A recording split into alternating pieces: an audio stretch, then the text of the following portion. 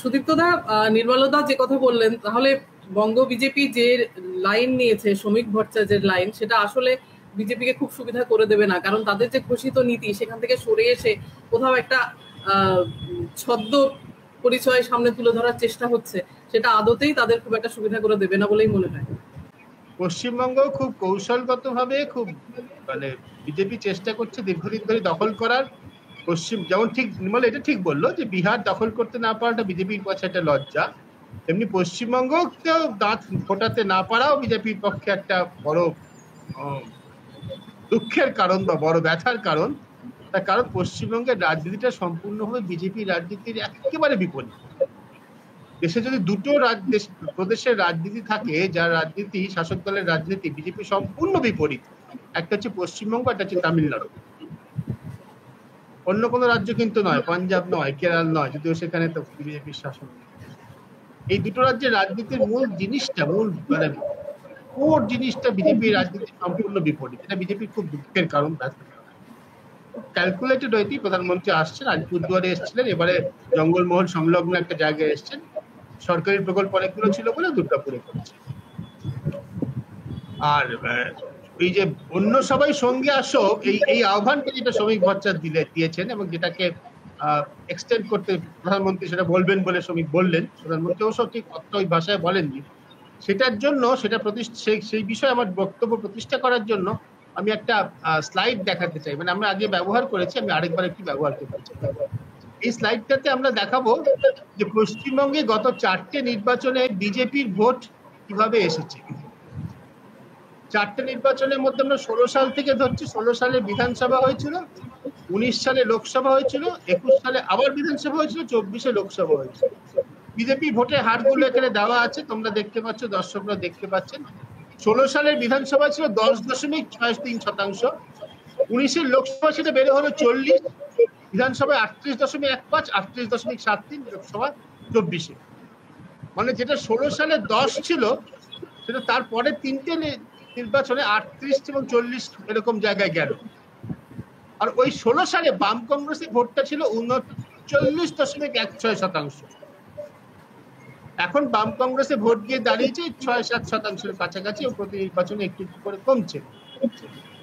তার মানে শ্রমিক ভট্টাচার্য কাদের ডাকতে চেয়েছেন, বিজেপি এখন কাদের ধরতে চায়? যারা 19 সাল থেকে তাদের সঙ্গে এসেছে। কতগুলো নেতা যোগ দিয়েছে কিনা তার বড় কথা নয়, বামপন্থী যারা ভোটার তাদের একটা বড় অংশ এখন বিজেপিকে ভোট দিচ্ছেন। মানে যারা বামপন্থী বলে এভাবে বার্তা করা উচিত নয়, 16 সাল পর্যন্ত যারা বামফ্রন্টকে ভোট দিয়েছেন তারা কিন্তু এখন বিজেপিকে ভোট দিচ্ছেন। সেই ভোটটাকে আরো বাড়ানো হচ্ছে শ্রমিক ভট্টাচার্যের লক্ষ্য, এবং বিজেপিরও স্ট্র্যাটেজিক্যালি ভোটের সময় সেটাই লক্ষ্য হবে। এইবার কালীগঞ্জের বিধানসভা নির্বাচনে ফলাফলটার দিকে আমরা তাকাই। বোমার আঘাতে মারা গেল যে বাচ্চা মেয়েটি, তার নাম তামান্না খাতুন। তার পরিবার কিন্তু কংগ্রেসের বিজেপি সমর্থক নয়, তার পরিবার হচ্ছে বাম সমর্থক, সিপিআইএম এর সমর্থক। তাহলে তৃণমূল কংগ্রেস তো জিতো তো বোমাবাজি করতে বেরিয়ে পড়লো, বোমা মারবে উল্লাসে। বোমা হেরে দ্বিতীয় হওয়া বিজেপিকে মারলো না কেন, তৃতীয় হওয়া সিপিএম কে মারলো কেন? কারণ মুসলিম ভোট যদি তৃণমূলকে ছেড়ে চলে যায় তাহলে তৃণমূলের সব থেকে বড় ক্ষতি। বিজেপির যা ভোট সেটা একটা স্যাচুরেটেড জায়গা আছে, এখানে আমি নির্মলের সঙ্গে একমত, 38-40% আছে। আমি এরপরে একটু তৃণমূলের ভোটটা দেখিও একটা কথা বলবো। বিজেপি ভোটটা এই জায়গায় স্যাচুরেটেড জায়গায় আছে, বিজেপি ভোটটাকে এটা খুব বেশি বাড়ানো সম্ভব হচ্ছে না। এই 40% ভোটকে মেজরিটিতে ভোটে পরিণত করার একটা উপায় হচ্ছে ভোটার সংখ্যাটা 100 থেকে কমিয়ে 80 করে দেওয়া, তাহলে 40টা হয়ে যায় 50%।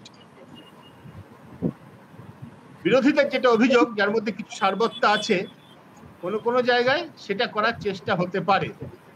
তা বিরোধীদের অভিযোগ বিহারে সেটা করার চেষ্টা করা হচ্ছে। আমি কিন্তু একেবারেই বিদেশি নাগরিকদের ভারতের ভোটার তালিকায় নাম থাকা সমর্থন করছি না, কিন্তু প্রকৃত ভোটারের প্রত্যেকের নাম থাকাটাকে আমি বেশি গুরুত্ব দিচ্ছি। এটা হচ্ছে আমার একটা পয়েন্ট। আমি এবার তৃণমূলের ভোটটা দেখি, আমি কেন বলছি তৃণমূলের আসল সংখ্যার জায়গা কোনটা। তৃণমূলের ভোটের হারটা কি ছিল? সবসময় 40-এর উপরে। বিজেপির কিন্তু একবারই 40 ছিয়েছে, তৃণমূলের কিন্তু প্রত্যেকবার 40-এর উপরে, 44, 43, 48, 45। তার মানে বিজেপি কিন্তু এখনো কোনো ভোটেই পার্সেন্টেজ হিসেবে তৃণমূলের থেকে কাছাকাছি যেতে পারেনি। সর্বশেষ বিধানসভা নির্বাচনে তফাৎ হচ্ছে তৃণমূলে হচ্ছে 48, আর বিজেপির আমি আরেকবার দেখিয়ে দিচ্ছি দর্শকদের, 38.7 সামথিং। হ্যাঁ 38, হ্যাঁ, অর্থাৎ সর্বশেষ বিধানসভা ভোটে তফাৎ হচ্ছে প্রায় 10% ভোটে, লোকসভায় তফাৎ হচ্ছে প্রায় 7% ভোটে, 38 আর 45। সুতরাং ওই বিজেপিকে যদি জিততে হয় তাহলে কাচিয়ে কুচিয়ে যতটুকু বাম কংগ্রেসের ভোট আছে সেটুকুই জোগাড় করার চেষ্টা করতে হবে।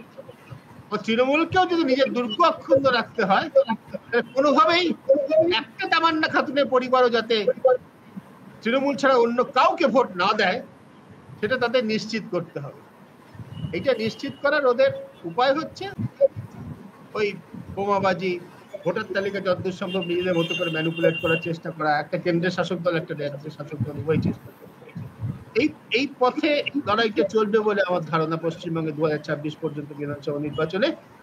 এবং এখানে ভোটার তালিকা তৈরি করা থেকে কিন্তু ভোটের লড়াইটা শুরু হয়ে যাচ্ছে, যেটা সবসময় হয়, এবার আরো বেশি করে শুরু হচ্ছে।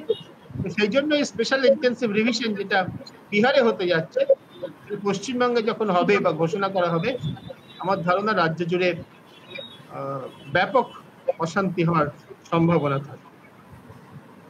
তবে নির্মলের ওই কথাটার সঙ্গে আমি একমত যে বিজেপির সাংগঠনিক শক্তি এখনো দুর্বল। এটা তো আজকে তো জনসভা ছিল, জনসভা তো সাংগঠনিক বিষয় নিয়ে আলোচনা করার নয়, সাংগঠনিক বিষয়ে তো দুর্বলতা রয়েইছে। শুভেন্দু অধিকারীর সঙ্গে শ্রমিক ভট্টাচার্যের যে বক্তব্যের যে তফাৎ আমরা দেখছি, প্রকাশ্য বক্তব্যের তার থেকে তো বোঝাই যায় যে একটা স্পষ্ট করে, এখানে নির্মলের সঙ্গে আমি একমত, স্পষ্ট রাজনৈতিক দিশা, পশ্চিমবঙ্গের অবজেক্টিভটা কি হবে, পশ্চিমবঙ্গে কি হবে স্লোগান, সেটা কিন্তু এখনো পর্যন্ত পরিষ্কার নয়। যার কথা বলা হচ্ছে দুর্নীতির কথা, শিক্ষাক্ষেত্রের কথা, দুর্নীতির কথা, স্বাস্থ্য অব্যবস্থার কথা, কর্মসংস্থানের অভাবের কথা, এ সমস্ত বহু বছর ধরে বলা হচ্ছে এবং তা সত্ত্বেও তৃণমূল কিন্তু